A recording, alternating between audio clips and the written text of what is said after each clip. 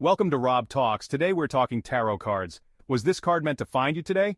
Maybe? Subscribe to this playlist as we take a journey into each of the tarot cards one by one and the meanings of the imagery and message they convey. Let's get started. The Chariot, card number 7.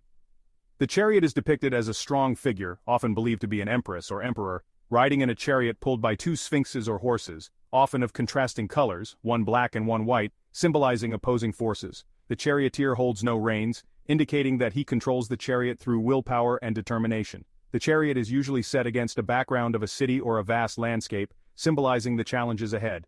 This card is about victory and success. The chariot signifies triumph through determination, focus and strength of will. It's a card of overcoming obstacles and emerging victorious.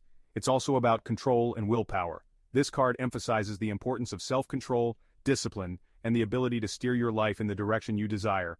The chariot can also represent a physical journey, movement, or progress toward a goal. It's a sign of forward momentum and the drive to achieve success. We hope you enjoyed this message. Did it resonate with you?